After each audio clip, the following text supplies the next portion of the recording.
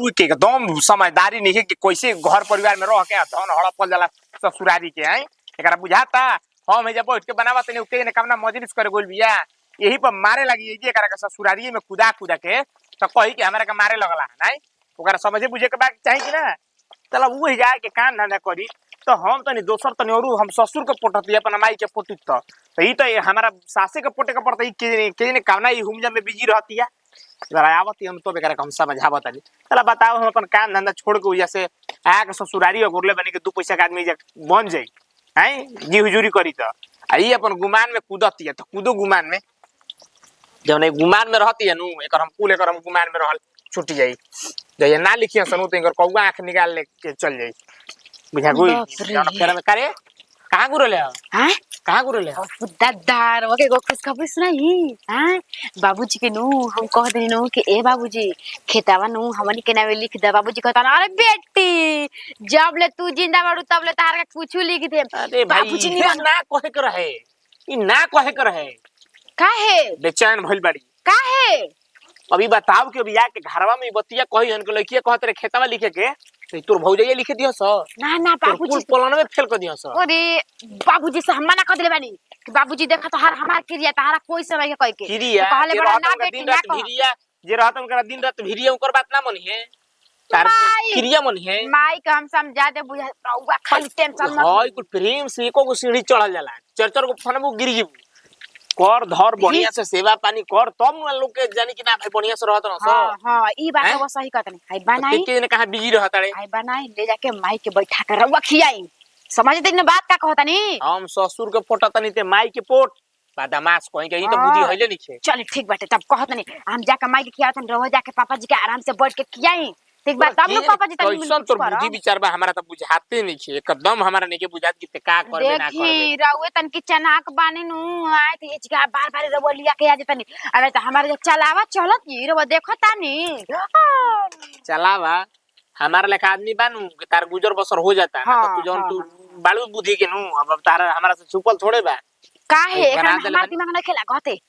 हम है जब बैठ के बताओ तो ही तुरंत बना हम जब मरद होके ये चूल्ही गोरले बनी आते के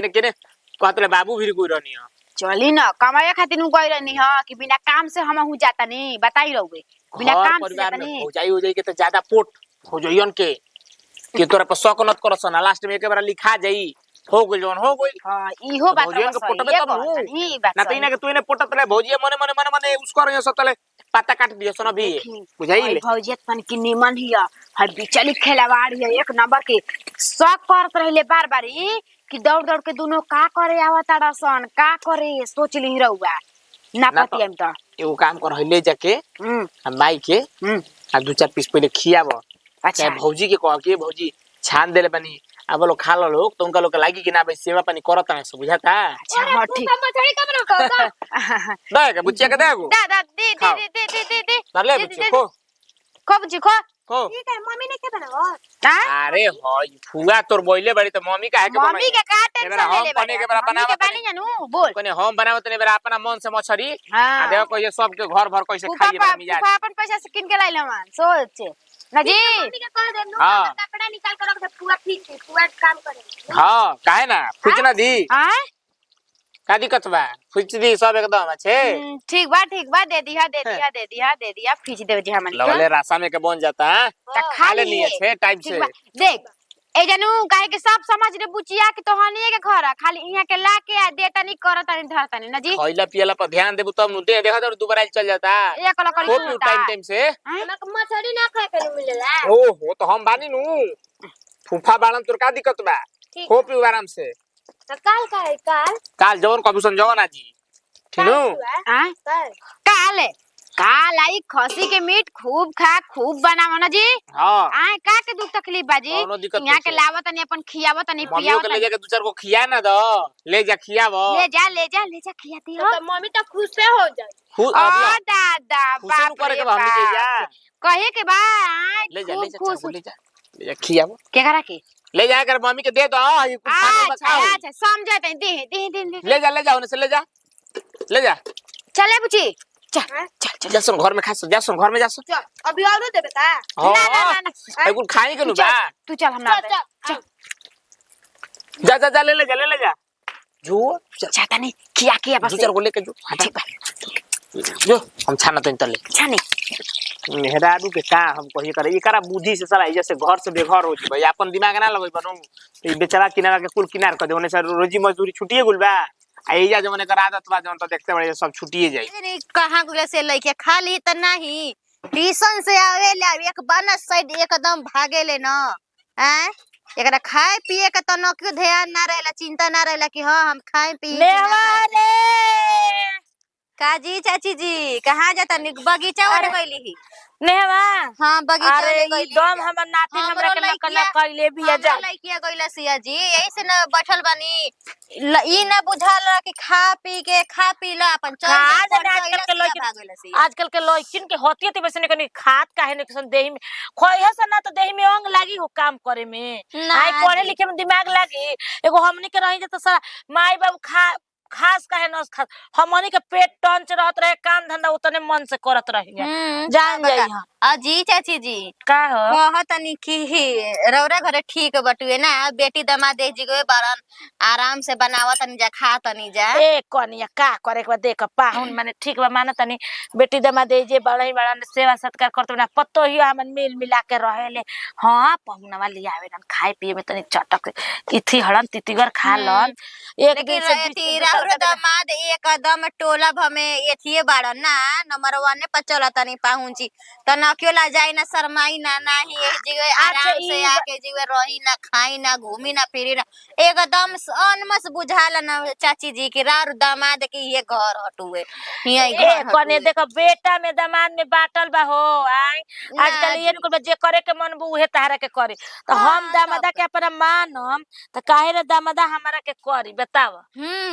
तब का काहे ना जी एही कुल के चलते हम पाहुन बना के रोजो खेती बाड़ी ओ जाके तनी खेती बाड़ी के कम खेतिया ना हन तो जाके भैया संभार देबेलन एक चलते बेजा रहेला ने जा खेत बाड़ी ढेर बउआ लेकिन कुछ कहिए चाची जी रा पतो हो इनका साले नाही ना तो दोसर पतो रही तब ले तनका सान गई रही ते जी ए कनिया अनका साए कैसे अनका सयन उतना हमर पहुनावा करेलन धरेलन उतना हमर बेटिया करेले धरेले तम नान का साली या नहीं थी करेली आई न त उ त बात ठीक है कतवा आजकल अनका साइए जाय आदमी अनका साइए जे दोसर पतो रहता लेकिन हमारा बेटी के दामाद किना रहल त भौजाइए करी आ भौजाइए देही त खाइ जा वो अपन हुसे काट के खाली जा अपन हुसे बनावे जन मन करी खाए जान तनी जी जे पाहुन बन के आवेला ना तौना के आदमी हाथ पे उठा के दे देवेला मालिक के दामाद एक जीवे रहते बड़ा ना बेचारा के घरी ल जाई हन ई का कहतड़ हो पागल होगल हड़ू ना ठीक है कहतनी मिल मिला के रहे के चाहे मिल मिला अब हर में से जीवे रहतनी अब बेचारा रोजी ने ला जाइबे करिहन आ मालिक के उ ना रहल घर में त अपने से कर के खइले रही त ठीक नु बाटे ना तासरा कब तक ले बेचारा देख हां हमार नो दामाद ना हमार दीद हमार खुला दिमाग के आदमी हन भीतरे कल छपट ना रहले कितना नहीं बता भीतरे कल छपट कइले रहेला तो उ कुल हमार दामाद में नहीं के हमार दिमाग दामाद के खुला दिमाग बा हे ना हे ना ए आजी बुची ए कहानी ना कि हमारे हाउ सभोनी गइल बिया हां गइल बिया उ ये दादी चिल्लात अरे फुफा मछली बनावत जा खैनी तो खा के मछरिया भाग चले हे एगो कहल करके ना बुझला और दुगो थरिया रे कला पे मार दे तो घट जाई तू फुआ कहती है फुफा कहता नु कि कुल काम करियन तार फुआ कनी कपड़ा धो देले बानी फीचे खातिर फुआ फीच दे अरे दम इहो पागा आ ठीक बा फुआवा कह दे तनी फुआवा संग तू मिलजुल के कराओ तोर माई केतना करी तोर माईयो संग अपना मिलजुल के करबो बेटी टटी बाल उलू सिखबू तबे न जेबू बतार के त करबू काम नहीं के करे के पढ़े के बखाली काम के त पढ़ाऊ जो ठीक है न कहता ना चपलवा ओने पे देलु का रे बिचियावा ओने हवा ना हो कनी के तो हां अरे एको गो का कहती है हो पूछो ना अरे एको गो लइका बरस हम जैसन खलसन नतुल हमारे दुआर पे आ जाता जा आओ जा हमारे दुआर पे मारा बस ठीक हो हां तो यो बुचिवा आराम से खेलावत न बड़ी कुदावत न बड़ी आ चल रे चल घरे चल ओकरी के झुलवा बांध दे एगो साड़ी दे हां चल चल हम जाता नहीं माई हमर साड़ी ले साड़ी कहने गइला सब बुचिया चप्पलवा टूट गेल मरबे ना हो दे पीक दे चप्पलवा तोड़ देले है अभी नए चप्पल मारम नु बस ठीक है जो अपना बाप लेकिन वही हम ना ना किन जो दे हम ना किरा बना दिन हम ये कनु बनावत जा खियावत जा मान लो कि बुचिए जी खियावत नी 2 दिन खातिर आइल बन त बनावत त मम्मी जी के उहे अच्छा लागत त जाए दो बनावत बुची जी अपन हाथ से त का दिक्कत है माई कनु खियावत नी हैं जी भौजी का जी अरे ओहो चलो तू खा लो काहे इतना तू करताड़ू अब जाओ माई खा लेली आ माई खा लेली अन्ना अभी मैं हम कॉले में खाई अब जा बाद में बहराई तो होनो जने लागल कि काम धता और तू से करे लागिल जा का करम सुबह शाम झाड़ू मारल आही में गिरल सुबह शाम झाड़ू मारल जाला त ना देखो खाए पे ध्यान रखो भौजी काहे के देखत तन तन नु अबर दुबर होता हो जा देखत हो जानू आ एक लकड़ के देखत तन कि पहले कैसन रहू अब कैसन होताड़ू का करम बुची जी के हमनी के शरीर देखे वाला बाटे आ देखभाल करे वाला के बा देखो भौजी ऐसा टेंशन मत ल अभी ले नु जब ले जिंदा बहु जानू तब ले बा उहा के बाई नु हमरा घर के सब अपन करम धरम नु देखम ता कम नु आ काहे उहा के हमरा घर के जे ए जे के लइका ना होई आ काहे ना जरूरी बा एक लेखा दामादो बानी एक लेखा नंदोइयो बानी एक लेखा लइको लेखा बानी देवरो लेखा बानी बताई ना देखो भौजी ऐसे कहते कि अपन बनावा जा खा जा अस्थिर रह जा तू कर जा आ कनी के खाना हमनी के बना देले बन जा टेंशन मत ल चल खाना खा ला का चीज चोट लागल बा का अरे हां ये भौजी ना गिर गई रही छतावे पर ना कहनी माई ना कहत रहुए हां गिर गई छतावे पर कौरा रहे अब छटक के गिर गई उहे लाल लेखा हो गल बा चोट लागल बा हां हां उ ऐसा हो गई खा लेनी रौरा ना कनी है अभी हमरे कैसे खा लेवे के अभी उहा के अभी नहीं जा दिन नंदोई जी के खिया दियाइल बनी ससुरारी में त ना त कम ना की भौजी जमाई राजा बन के हम ही करत नहीं बाबूजी देखो अभी तू हम जाने खा जा अभी माई के खियावे के बा बुचिया के खियावे के बा ला तनु के भौजी लिए खाई। बाजा बाजता बाजा बाजेला त मनवे ना रुकेला मन खोला कि कम नाचे लागी अच्छा अच्छा बाजी बाजी लगल 26 तारीख के बाजी एकरा में कौन बात लगल तोहरो नाचे के बटे का है जइबे नु करबू आ हां उ त बुझाताटे तो देखो देखो भौजी एकरा में कोनो टेंशन सब नहीं खेले ऐसे कहता है टेंशन मतलब खा जा पिए जा का चीज के तने टेंशन ले जो हमरा ना बुझाला टेंशन ना खिले त बुझी जी तनी मने मन दुखित हो जाता जननी पावची तार मन अथु हो गइल बा हो भौजी का तू चिंता में बाड़ू कौन चीज चिंता में पड़ल रहता ने हवा बड़ हो खतिया ओही के चिंता में लाग ना ना ये सब के भौजी टेंशन नहीं खेले के काहे कि हमनी के बाई जानू हैं हमनी के अपन दोनों पनारी के अभी जानत है ये बाड़ू तो जाय दे जदिन आइल बनी त दिन को जदिन आइल बनी त दिन रोवा करी धरी माई के नु सेवा करतनी बेटी पतो के तरले सास तरेली स अरे हां भौजी हां ये जानता नहीं हम अब देखो अब कनी नु जतनी उन के खिया लेकिन नंदोई जी पर ध्यान दे ले आइल बनी त टाइम से खियाई सब करे पर हम ध्यान देबे को तारे पे भौजी हम ध्यान नहीं अरे हम त खुदे हाथी लेखा बानी हैं हाथी लेखा खुदे अब बानी खा के मोटा जाए और खा के मोटा जा अब मोटा जे किरा भैया जता जा उसको सुताला में ये दादा अब का चाहिए तू खुद फुटबॉल में एकदम छोटी को नटे मुटा बाड़ू बतावा ये सोचना कि हमार घर दुआर में ये तना सब कोई निमन मिलल बानू ये तना सब कोई निमन कि खा पिय 10 दिन त मी रही हन कोई के जा परवाह नहीं के नहीं खे सोचला हम जाना तानी हां कनी के चला तू कला खाना वाला खाला चला तर खाना ना लावता नहीं ये जिगे का ता होने जाए के बाटे ए जे लावता तारल त खाबो के कैसा लागला तारल का आओ तनी रोड भैया ले बतिया के चली रहुआ तले कौन कुछ काम का बाटे भैया ले ना ना फोन आवा पर फोन कइले हो कि घर में देख के आवत नहीं अच्छा चली तले निकाली माई के पहले खियाई ना रावा माई के पहले खियाई ओकरा बाद में हमनी के खा लेल जाई एक साथे बैठ के अच्छा देखिए ननद भौ जाइए कोई में खा लिहल जाई धयान वाने हमारे देत रही हां हां हां आई दादा रौरे पे मैं चीज बाटे धया हां नंदोई जी में मन करता बैठ के खा ली जा जा हां हां चल आज खोलत रहे काहे के खाला माई के खाई देवे के बेटे कहां भी माई कहां बिया ओ जा होई चप्पल टूट गले मैं चप्पल किने के बाद चप्पल टूट गई चल बुचिया किन देतन तू एक कोली में हमरा के कब तरह के पटाक से किन देतन हां तो ठीक बा देख मछड़िया बना ठीक बना ले रहा खूब पे के हाथ चमका खाए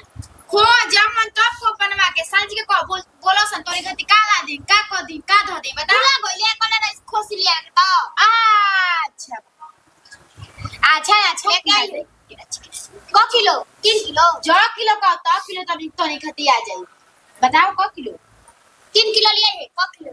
बाप रे बाप 3 किलो तो बेसी ना बे दादा तुम खस्सी के मीट अब महंगा हो गया रख दिए सुबह हम खाई हम सुबह हो कि तू फेरा में बड़े ना अच्छा देख तोर माई नु आजकल देखो तनी नु आ खाना पीना नहीं की बनावा जब हमने गया जाने तक खाने लग ना तो फूफा के हाथ का ठीक लगा इसे ना बना दे फिर माई हाँ तो तोर माई हो पहले जैसे चना के हो फल जाता दी देखत नहीं की हां कि तोर माई कौन रास्ता पर निकल ताड़ी बड़ा बड़ा खींचा गई हां चल चल चल खींच दे चल आओ जल्दी खींच चला का कि माई वाली नौकर बना ले बिया हमारा हम तो कह दे तनी के दे जाए तो जब हमनी के काम बाटे अपन करे के जल्दी है जैसे भागे के पड़ते कनी के लागत कि हमनी के दोना मारदा में के हलवा बना के रख ले बरसा नहीं देता तनी की न बुची जी की खाना काट के ले आवत तनी अच्छा देखो तनी के क दिन रहुआ हमरा के दे तनी खियावत तनी आ अपना माई के खियावत तनी हमहू तो ये छोड़ले बनी यही खाती 2 दिन खाती आवे के बाद मार धधिगर बन रहे के बा तो करतनी यही से तो कुछ नहीं बोलत करत तो ये भाभी अरे नंदोई जी अरे खाना ना खोई नहीं ना रावा खा लेनी महाराज अपना हाथे मछली बनौले बनी रावा बनैनी है का बात कर देनी रवा खाई तो मछली के देखी स्वाद हम अपना ही हाथ से बनौले बनी ये पाहु रावा बनाई ना यही हाथ से बनौले बनी अरे मछली बनाई ना का बात कर देनी हमार मछली बनौले खा लेम नु तो बुची जी के बना के खियावत हो कम हमार हाथ के मछली बनौले खा लेम नु हां का कहि रवा हाथ चाटे लगा बेहतर है अरे बाप रे बाप तो ठीक है भाई आज हम कलाकार आदमी नहीं है आज हमको खा के टेस्ट कर ले तनी रौरा हाथ के मछली हां ना ठीक है बार खाए कोई छुछुनर छन्नर नहीं किनु मरले का बात कतना आदमी कहलन के छुछुनर मार देला पनु खाना अच्छा ना बनेला ई सब मरद में ना लागेला मेहरारू में को लागेला नियम कानून ना हमनी में ना अजान तनी के कहले हमर माई कहले सोनिया है हनु हां कि मछली मत मारी अंजलि अरे तू मत मारी है छुछुनर मार देबी तक तोरा खाना अच्छा ना बनी सासू ये कहूं बहरियो के काम धंधा ना करेली ना उनका कम से कम करे के चाहिए शुरू से सब हमन ये उतारा नहीं जब से करे हां लेकिन उनका कम से कम घर में करो सब कर देनी तो बहरिया के करल चाहत रहे ना समझनी आ जाय दी पाहुन जी सब हमन के नानो कहल जाई ना ना माने चाहत तो ये काम करावत है तो हमनी के कौन काम बाटे हमनी के कोयला से बेसी बाटे जानता नहीं अपने बहरी निकलब जाता खराब लगी अब उनका कहीं जगह बहरी के काम बूढ़ी एक एगो बातें कह देले भाई नंदो जी सुनी कह देले कि कौन कह के तोनी के आनहर लंगड़ बाउस भगवान हाथ गोड़ा आंख सही सलामत देले बन अपन निकल के बहरी से कर कोनो खराब बाउस तो ठीक बा लेकिन कहे को मतलब कि जानतनी दुनिया के रीत मालूम नहीं के कि गांव घर का कही बूढ़ी के भले बेटा पतो उतार ले भाई लेकिन नहीं हमरा ई करा दो तनी खराब लगे हमरा खराब नहीं के कि तनी मुनी समझे बुझे के चाहिए कि पतो के कैसे रखा जाला सब केहू के ना रखे वाला रवा सब त बानी कैसन सहतनी या करतनी ना दोसर करी ना करी हमनी के देखत नहीं घर में माई त कहबे करेले हमार कि माई कहेले कि देख बुचिया माई को अब सास नहीं की हो सकत सास सासे रही माई माई रही एकरा में भगवान काहे अंतर बनौले बा बताओ यही खातिर नु ना ना ई समझे बुझे के सब केहू के ना बुझाला हमरो माई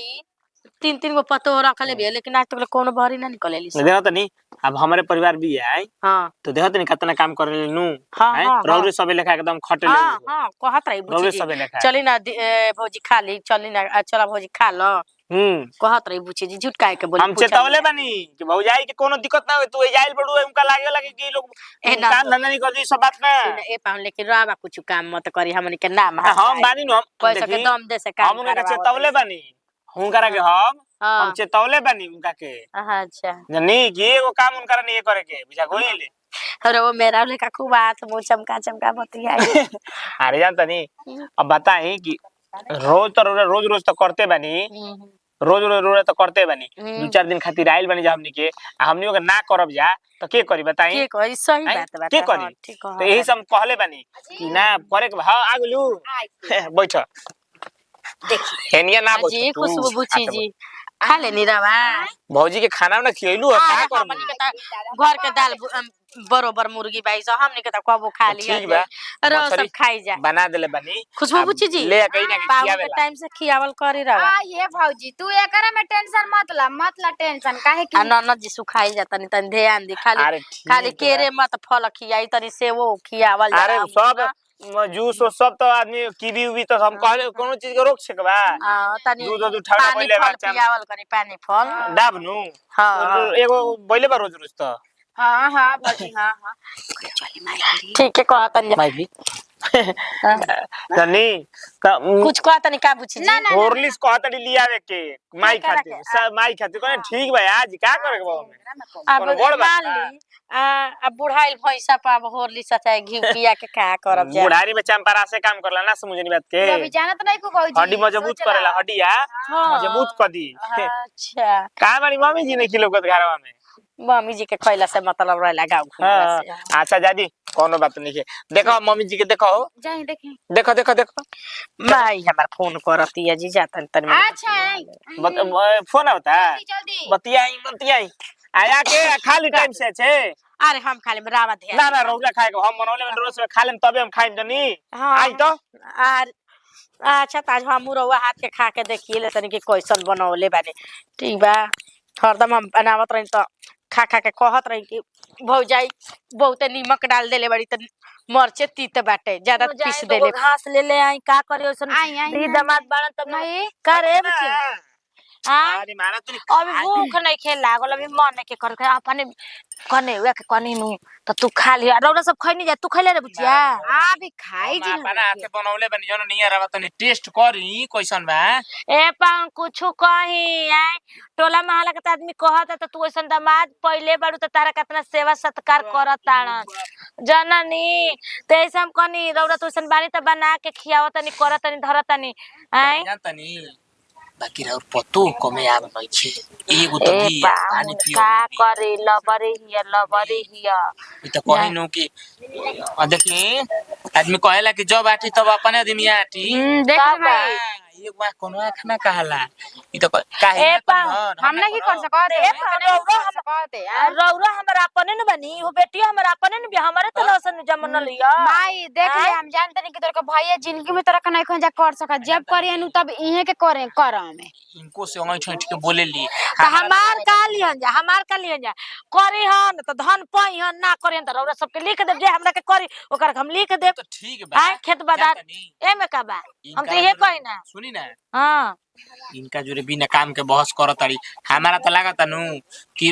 रौरा सब के जिंदगी पार लग जाई तो हम जोरे ने तो करे तू दे में जाहू पूछे जोग ना हां त माई अब का माई मरिए नु जाई बताई कोई पूछबो कर अरे आता ना मोहब्बत नइखे नाकी पे नाचत त छने भर में मर जाए आ ओकर ओइसन बुद्धिए विचार बा त का कलिए पाहुने एगो बिया त हम सोची ना लेके चली के करा पे लगा बिलगा करी ओकरा के गांव नहर हंसे लागी ए के चलते जान जाई पाहुन लेकिन हम के देही ना हम तो कही ना अगर देख ना करबसन हम अपन बेटी दामाद हमारे करी ओकरे के लिखब जननी हाँ पाहुन जी को देखी हम तो ये साफ कही ना तो ना करियन जेकरा के मन करी ओकरा के हम लेकिन हमरा तो ई लागता बताई कि अगर ई ना रही हर आए रोरा मर जाई जाना करी आ नातावा हमनी से दूर दिहन तो बताई कहीं हाथना गांव भर के प्रेम आदमी छोड़ के ही तरह नूर ए पाहुन चिंता मत करी ऐसे कैसे उतोड़ दिहन हम ना बोले ना करेन का कर तो दू कथा लिख दे हम आए हई हाथना जगह जमीन बा हेने ओकर घर बा होने पर उठा के रोला हेने के लिख दे हम घर पे लिख दे दलान पे के लिख दे ऐसन थोड़े ना बोगे तुमका कहाला ले उनका के बस में हम बानी कुल अभी हमारे जगह जमीन में बा से मैंने कहनी है कि जननी माई देखी सब बात बुझे ले सोच ली हां माई सब के देख अरे तो हम जना महिले में तो हम जानत नहीं खी हम तो कहत दिनु कि देखी गोइला बितला के मर गुला के बाद में सब झंझट हो जी हम तो कम को अभी देख ली रोरा के करता रोता आखी के सोचा लौकता के करता के नहीं के करता के नहीं के तोरा चिंता मत करी हम महुआ फिर के 3 कट्ठा खेत बानू 3 कट्ठा चली तो रोरा के लिख दे ओकर में बढ़िया फसल ओकला धान भी बढ़िया ओकला गहूम भी बढ़िया बार कहबो तो हमनी को जुग बांगे तबे हमनी के लिखी रोरा तो देखत नु रोरा के अच्छा ये बताई एक गोड़ पर सब काम धंधा करत रहत लूगा खोल के 5 दिन ले धइले रहम तो ऊ कुछ बोलबे ना करी कुछ कहबे ना करी आ रौरा ई बताई हम लइके पढ़ के अरे हम काहे हां देख माई उन्हें क्या माती है हमनी के लिख दे जगह जमीन का हमनी के लिखू अब हमनी के ठीक कहत ना हमनी के काहे के लिखी जाने का यही खाती मतलब सेवा संस्कार होत रहे ना बनावल खियावल जात रहे का पाहुन जी का हमनी के एकदम तू कहाँ अगुलू हो के मंगवा देब का तू कहाँ अगुलू ना ना ठीक हम काहे की वो कहे जे यार माई बेटा पैदा कर देले बाड़ी आ रहे के साधन नहीं की कइले ए जमीन लिखवा सुनो सुनो जबान ढेर मत चलाओ बुझा गुलो ना तो जबानवा खींच के हाथ में धरे में जरा दादी माई पे तू बह बढ़ के बोला तनु उ दादी माई तहरा के ना करिए सा जी बुझाइल सुनली मम्मी जी छोट मुंह बड़ बात करतनी ए बेरा हम बात ना करती मुंह ना लड़ौती लेकिन देख ली हमनी के आगे का थरिया खींचतनी खुशबू पूछी जी रौरा का खींचतनी हो अगर ऐसे करम तो रौरा कब नैयर में पैर ना रखब नैहर में पैर काहे ना रखी जब लिख दे तो काहे ई का कहतारी हो ई का कह जब लिख दे तो नैहर में पैर काहे ना रखी का है सुनी का है जौन घरी हमनी के लिख देम तहनी के अपन घर द्वार बना के ना जे पर डालब जा आए कैसे लिख दे काहे ना लिखे जे हमरा के करी ओकरा के हम लिखम पैदा कइले जे हमरा के करी ओकरा के लिखम बेटी पैदा कइले बा काहे देखा तनी दीदी काहे हमने की का तू काहे बोलेलु हो ई लगती दिया सबके तू घर में झाकत चले ले सब ये का घर में। करताटे हाँ। तो जैसे हमरे मत लगाई ठीक बा हाँ तो तू हमने के घर में लड़ाई होती है तू के हरवा तू का बालू जी देखो तारा अरे रहल है देखी ए भाभी देखी ये हमनी के परिवार के आपसी मैटर बजन नहीं हमनी समझ बुझ ले अच्छा ये पाहुनी एक बार बता समझ दी बुझ ले जा रौरा मत बोली जा ए दीदी रुक जा चुप रह रौरा मत बोली ए दीदी चुप रह रुक हम बतावा तनी ये रही रवा काहे मत जाई ई बताई जहां गलती होखे लगी गांव आ समाज गोतिया नहीं काहे खाती बनावल बा काहे के गोटे वो पंचायत सरपंच बहई वो मुखियाइन हरी उ सरपंच बहई मुखियाइन हरी आई ना सरपंच माइयो फैसला ना करी हां माइयो देखतिया कि हमर हां हड़प पे तहार में कन हड़प तहार हड़प ले त ठीक रहत हड़प ली जी पाहु हड़प पावल चाहतिया ई ठीक नहीं की करत रहवा जमन हमनी के गर्दन पे तलावा चलावा तनी तलावा ए महाराज हमार ले का दिला के ओपन कहत के हमरा के नत लिखी हां हां तनी रौरा ने रौरा खोल डरात रहो काहे बनी जी काहे डरात दी सब कदी